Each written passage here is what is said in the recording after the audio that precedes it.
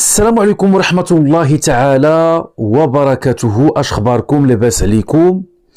كنتمنى يا ربي أنكم تكونوا دائما بخير وعلى خير، وتكونوا يا ربي دائما في أفضل الصحة وفي أفضل الأحوال.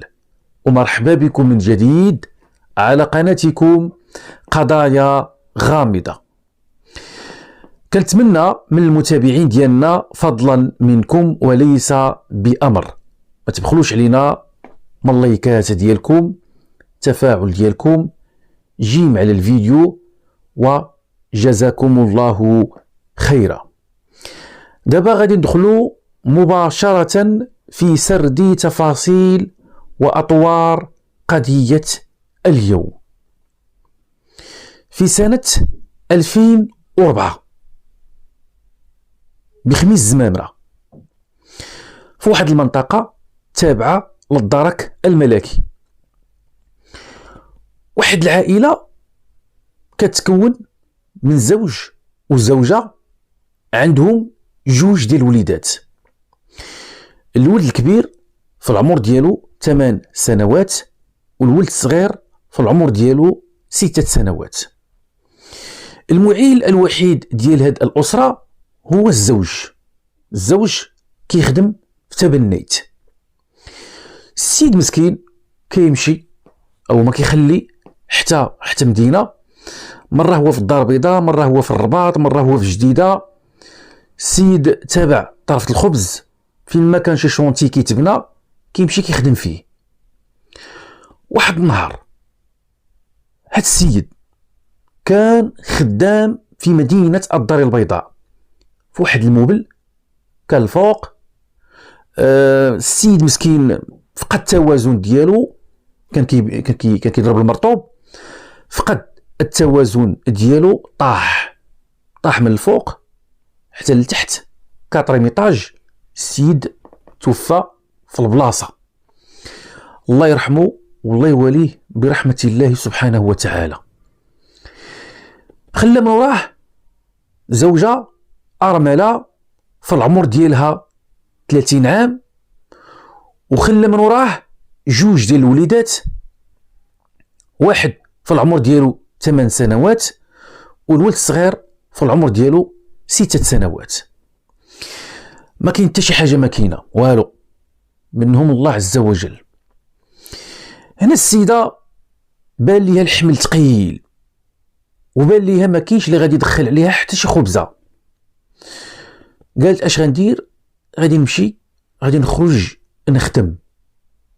هنا ناضت هاد السيده هادي الارمله، من بعد ما سالات العده ديالها جابت الام ديالها، قالت لها الوالده، قالت لها انا غادي خاصني نمشي نخدم، انا ما انتي عارفه والمرحوم الله يرحمه ما خلى ليا، علاش غادي نعيش؟ خاصني نخرج ونكابد على وليداتي. بالفعل الام ديالها ولات شاده ليها الولاد، هي اللي ولات شاده ليها الولاد. الزوجه هنا خرجت كتخدم، كتمشي هنا كتمشي هنا كتمشي هنا كتمشي هنا، مره كتمشي كتصب الحوايج العباد الله، مره كتمشي عند شي مراه كتعاونها في الشقه ديال الدار. ولكن هنا غادا تشوف هاد السيده هاد الشيء هذا اللي كتصوروا ما كيكفيها في والو، والمطالب ديال الوليدات غادو كتزاد، خاص القرايه، خاص السبيطار، خاص الدوايات، خاص. شافت هاد الشيء هذا ما كيكفيش. واحد السيده كتعرف هاد الناس، واحد النهار جات عندهم، قالت البنت الارمله، قالت لها شوفي انتي خدامه هاد الخدمه وهاد الشيء هذا ما كيكفيكش. انا كنعرف واحد السيده كيقولوا ليها الحاجه، راه واحد السيده الله يعمرها دار، الناس ديال الخير، اش بان لك نخدمك عندهم. واصلا هاد السيده هذه الحاجه غير هذه واحد السيمانه كنت تلاقيت بها، قالت لي بغيت شي خدامه، ما بغيت شي خدامه، ولا عندك شي زهر خاصها خدامه راه غادا تخدمك عندها وغادا تهلا فيك مزيان. انا كنعرف هاد الناس اللي عمرها دار. السيده قالت لها انا موافقه، عتقيني بهاد السيده. ناضت انا هاد السيده هادي مشات عند الحاجه، هضرات معاها من الزهر ديال الارمله، لقات الحاجه خاصها خدامه باقا واقفه عليها. المهم دات عندها هاد السيده، دات الارمله، دات عند الحاجه، شافتها، خدماتها.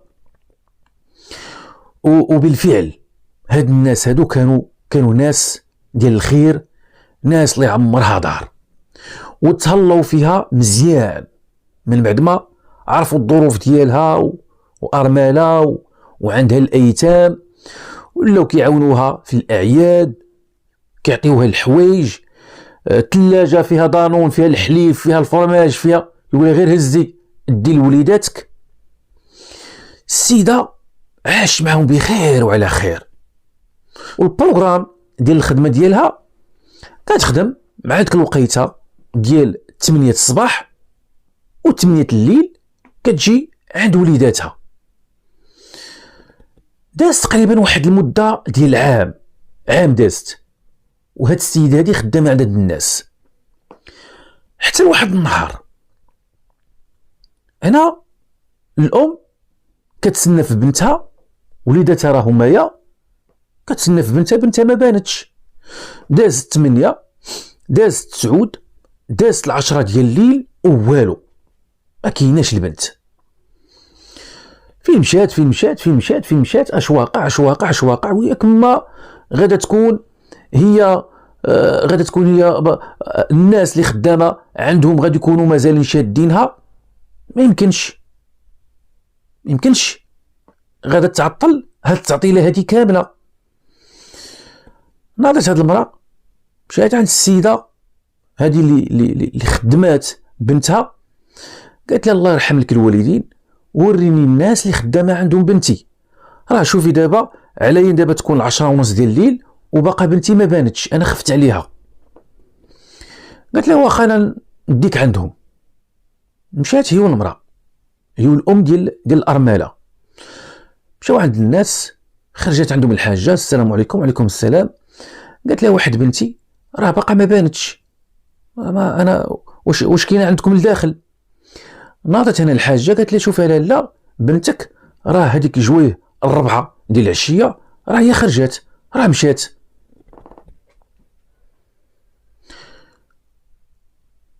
من 4 العشيه اللي حتى لهاد الساعه هادي السيده ما بانتش. السيده تخلعت على بنتها وبقات مع هذيك المراه.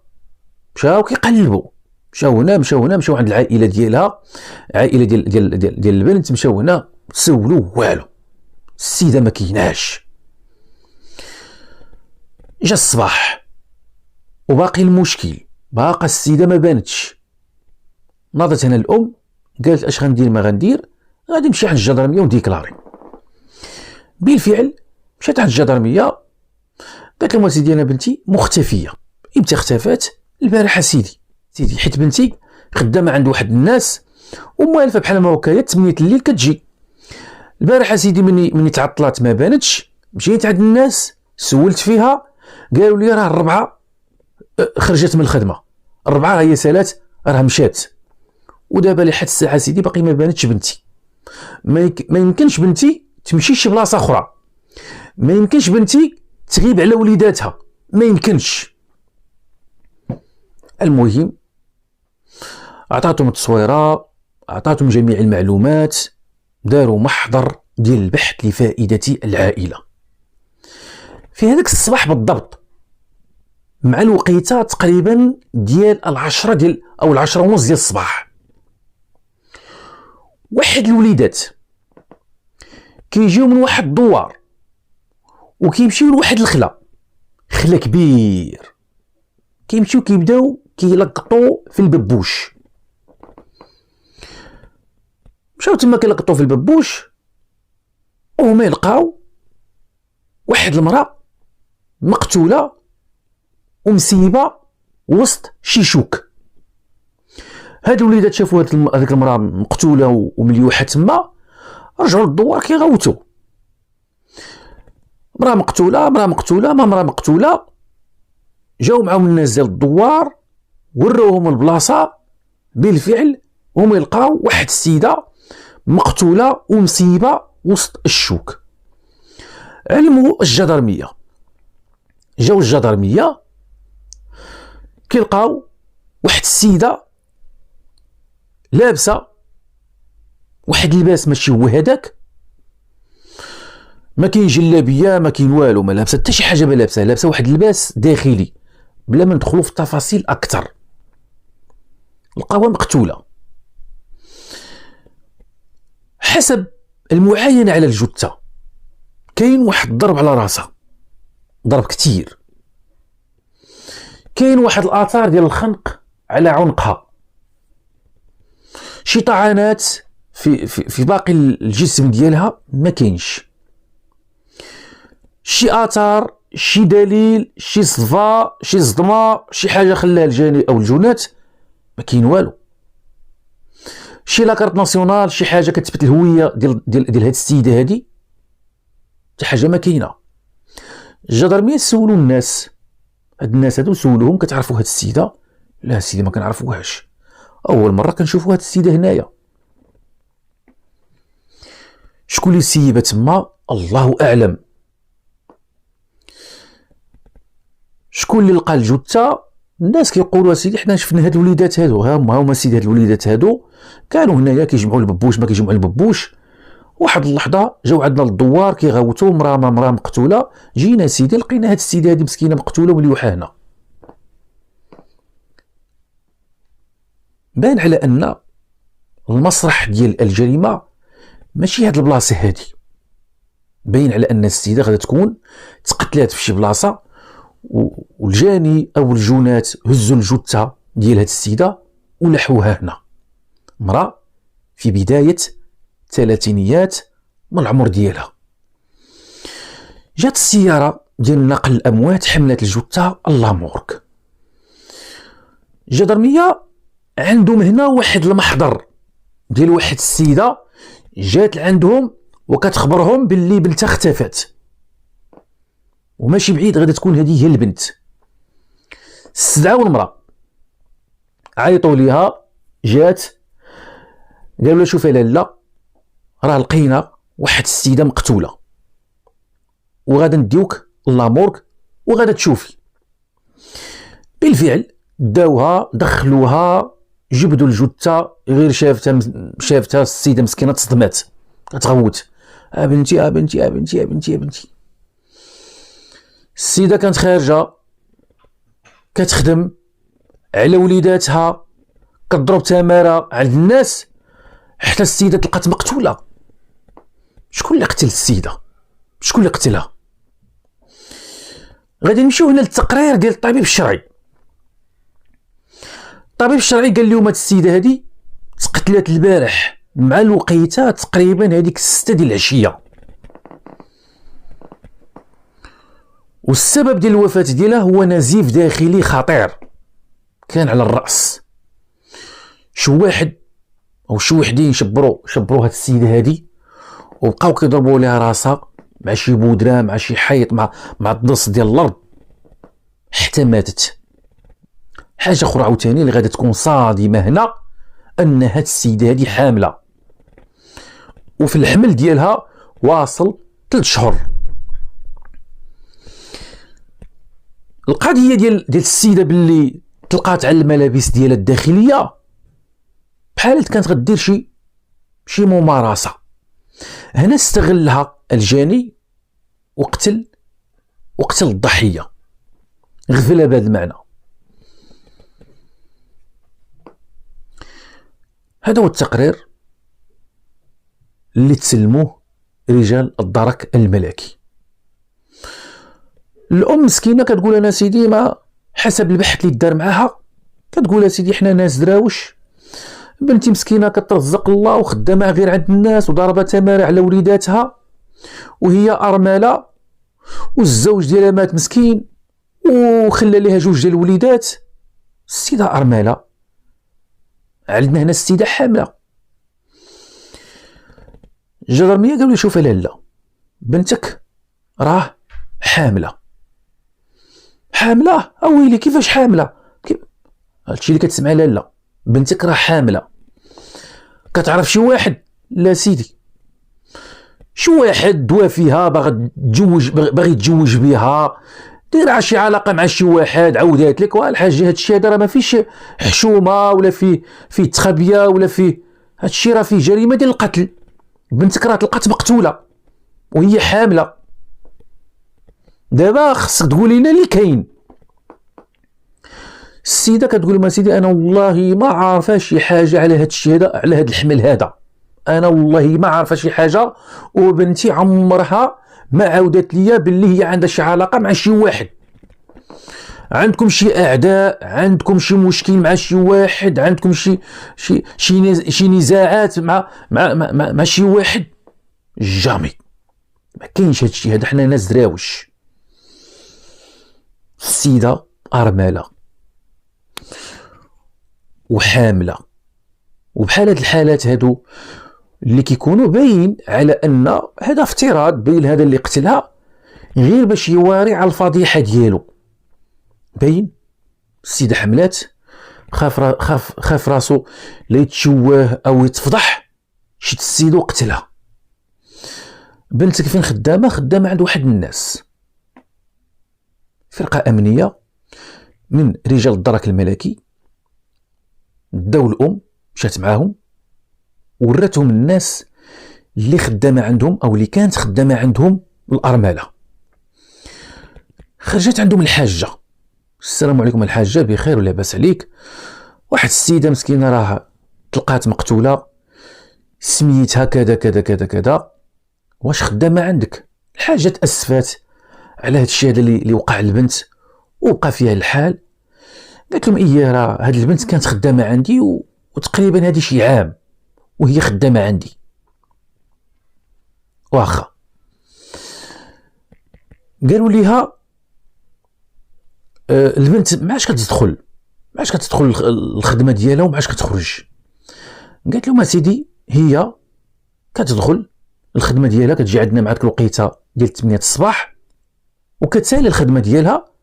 هذيك الوقيته هذيك الربعه تعطلات الخمسه، هذه هي تعطلات، ولكن قليل هي فين كتسالي مع الخمسه، وغالبا الربعه هي كتمشي بحالاتها. الام هنا كتقول بنتي يوميا ما كتجي للدار حتى لهذيك الوقيته 8 ونص ديال الصباح ديال العشيه، 8 ونص ديال العشيه.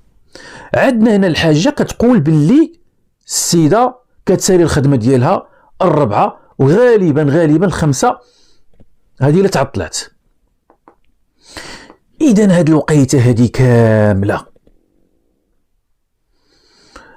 الضحيه فين كتمشي؟ فين كتغيب؟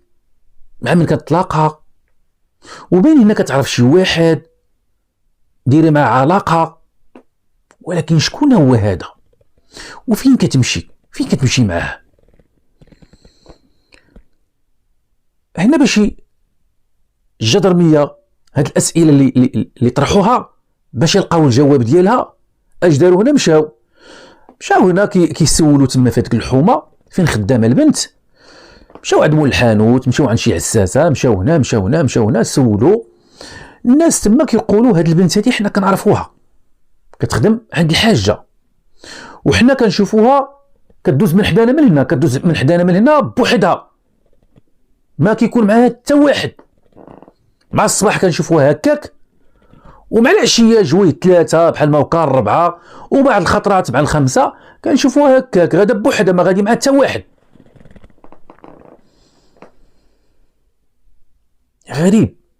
غريب هاد الشيء هذا متابعي الكرام. السيده شكون اللي قتلها؟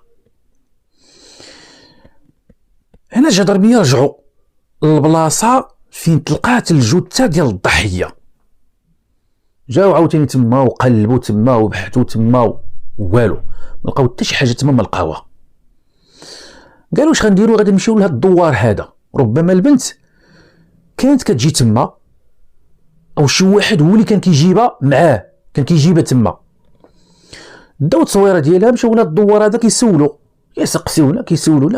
كيسولونا الناس تما كلهم كيقولوا هاد البنت هادي عمرنا ما شفناها، ولا نهار شفناها هنايا والو. في الطريق ديالهم باش نبين لكم الصوره اكثر، الدوار هو هذا، وبقبالته كاين واحد الخلا كبير، خلا في الطريق، كاين واحد الطريق دوازه، كاين واحد الطريق كتمشي مع واحد الهوده نيشان كتخرج في واحد الدوار اخر. الجدرميه قالوا غادي نمشيو لهذاك الدوار الاخر وغادي نسولوا فيه. المجرم ما خارج من هاد الدواور هادو.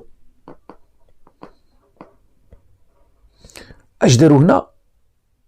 مشاو تما كيقلبوا كيسقسيو، لقاو واحد السيد غادي في الطريق ديالو، سايق واحد البهيمات ديالو غادي بيهم، وجوي تقريبا عليا تكون هذيك الخمسه بحال ما هكايا. السلام عليكم. وعليكم السلام. وراو التصويره ديال الضحيه، قالوا لي هاد البنت هادي عمرك شفتيها هنايا او كانت مع شي واحد. هاد السيد غادي يقدم واحد المعلومه مهمه واللي غادي تغير المجرى ديال البحث. شاف التصويره ويقول لهم هاد البنت هادي فايت ليا شفتها وكنشوفها مع واحد السيد عنده واحد الموتور موبيليت كتكون راكبه معاه. انا في الفتره ملي كنكون انا جايب البهيمات ديالي كنهبطهم للدار عندي، انا كيبان لي هاد السيد هذا غادي بالموتور ديالو ومركب معاه هاد البنت هادي كيركبها معاه وراه كيديها للدوار، كيديها لتحت. كي داير هاد السيد؟ قال لهم هو طويل وعنده واحد الشعر خفيف وقرع هنا من الوسط، والموتور موتور حمر موبيليت. هذه الاوصاف اللي عطاها هاد السيد. اذا البنت غادا تكون تقتلات في هذاك الدوار، تقتلات تم دوار اخر. الدوار خلينا ورانا حنا، هذا دوار اخر كاين على الهبطه.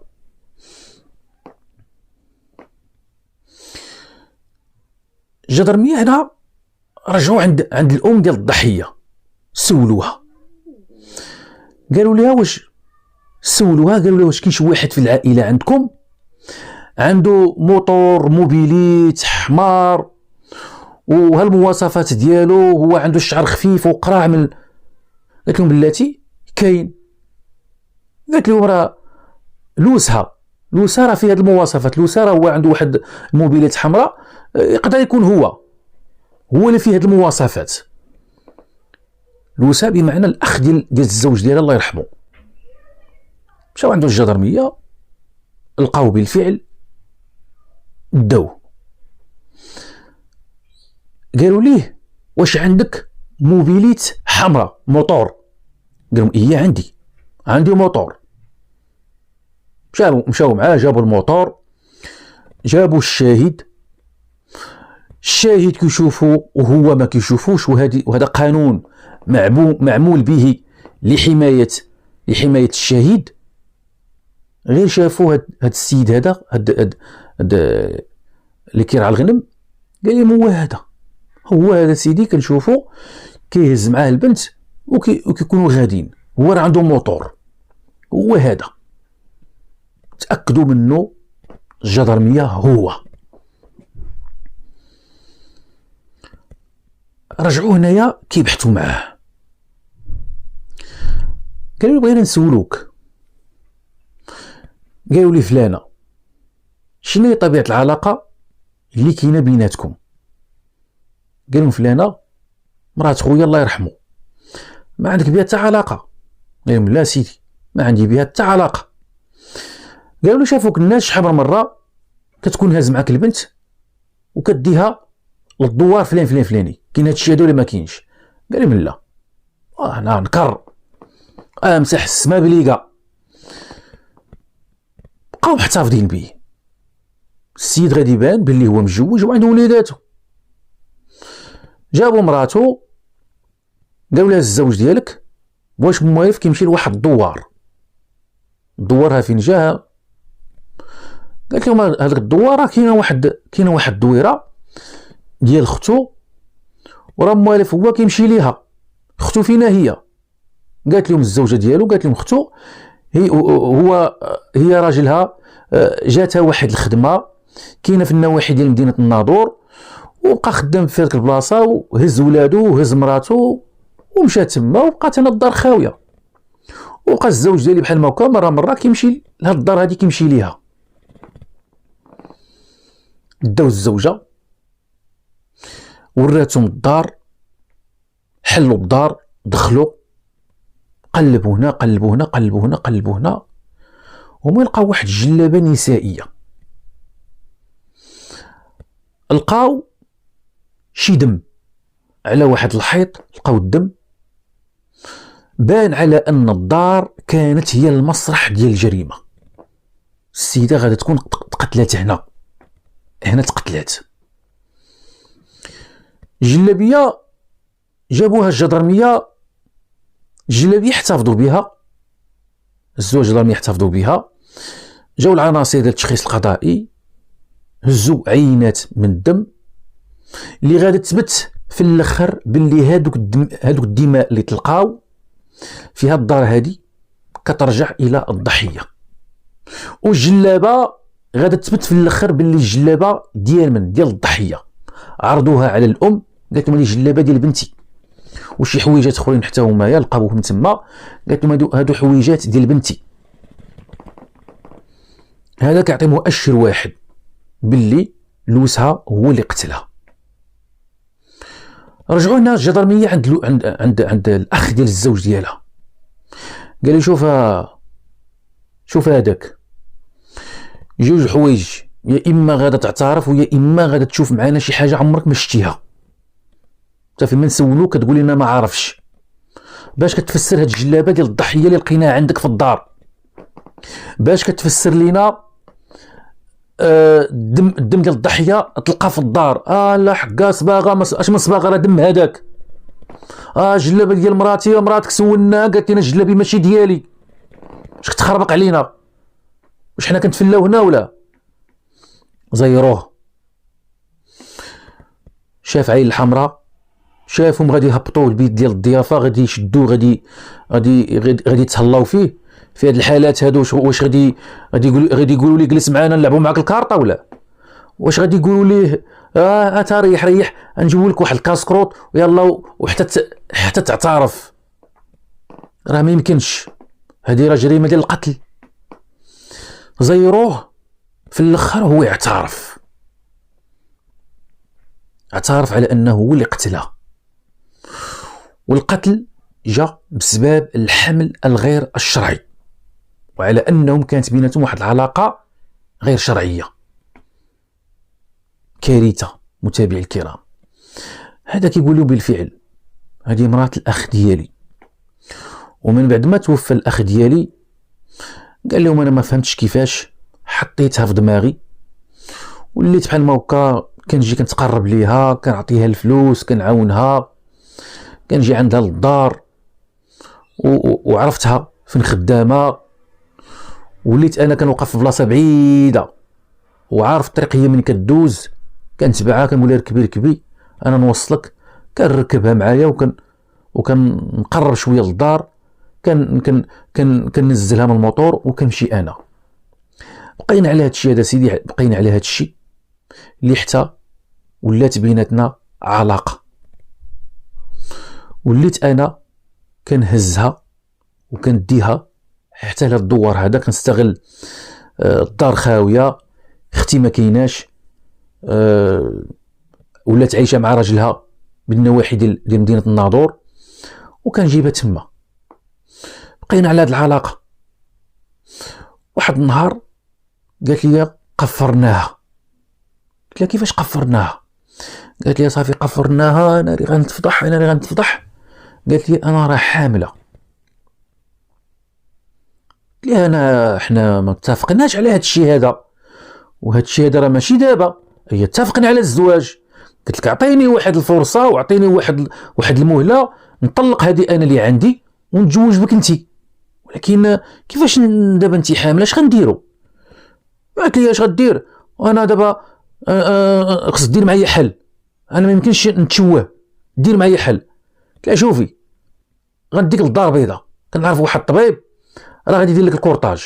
قالت لي اش من كورطاج؟ انا راه الحمل اللي عندي دابا راه ولا في 3 شهور، اش من كورطاج؟ صافي اللي فات الفوت، واش بتقتلني انا ولا غتزوج بيا؟ انا سيدي ما ضغط، ما لقيت ما ندير، وانا عندي مراتي وعندي ولادي وانا في الاول غير كذبت عليها، قلت لي انا غنتزوج بك ما نتزوج بك، انا غنطلق ما نطلق، انا وحلت كي غندير. انا صافي وليت فين ما كنتلاقى انا وياها كنهبط للدار عندي كنهضروا، كتبقى تجبد لي الزواج. حتى ذاك النهار جلسنا ريحنا، حيدت بلا ما ندخل في تفاصيل اكثر متابعي الكرام، يعني باش يديروا واحد العلاقه بعضياتهم شويه. قالت لي بلاتي بعدا حتى تعطيني عهد باللي غادي تتزوج بيا، عطيني عهد والاخر. ونزيدك واحد القضيه، انا غادي نعطيك عاوتاني فرصه اخيره، تفوت سيمانه غادي نشوهك، انا ما خاسر حتى شي حاجه، نسوهك مع العائله ونقول لهم ضحكت عليا، انا كنبقى غير مرا، كنبقى مرا، انت اللي راجل انا مرا، نشوهك ونفضحك وندعيك المخزن. انا قلت لها صافي يعني الشيطان صافي كوني هانيه، انا غادي نتزوج بك، قلت لك غنتزوج بك. في هذيك اللحظه هو اللي كان غادي يوقع هذاك الشيء اللي كان غادي يوقع بيناتهم، نتوما فاهمين؟ قال لهم شديتها تمكنت منها، غفلتها وشديتها وبقيت كنضرب لها راسها مع الضص، كان الهدف ديالي هو نقتلها. صافي انا مني قتلتها درتها في واحد الخيشه وخليت حتى ظلم الحال. هذيك 9 الليل درتها في الموطور وديتها لهاد الخلا، والدنيا خاويه تما وغير الخلاوات، حتى واحد ما شافو. سيبت الجثه وسط الشوك صافي ورجعت بت في الدار. هو بات في الدار لان الزوجه ديالو في الاعترافات ديالها الاولى كتقول باللي كان هو كيمشي عند الدار ديال اختو تما كان كيبات، مره كان كيبات تما. مصيبه كحله كانت هذه الاعترافات ديالو الكامله، شي كامل على قبل الحمل غير الشرعي، وديك العلاقه اللي كانت بيناتهم غير شرعيه شد قتلها. هذا من بعد ما نجزات ليه مسطره قانونيه ودار تمثيل ديال الجريمه، تحال على المحاكمه وتحكم بالمؤبد، خذا المؤبد. وكنتمنى من المتابعين ديالنا تعطونا الاراء ديالكم، التعليقات ديالكم، والى حلقه اخرى باذن الله. تهلاو لي فراسكم، والسلام عليكم ورحمه الله تعالى وبركاته.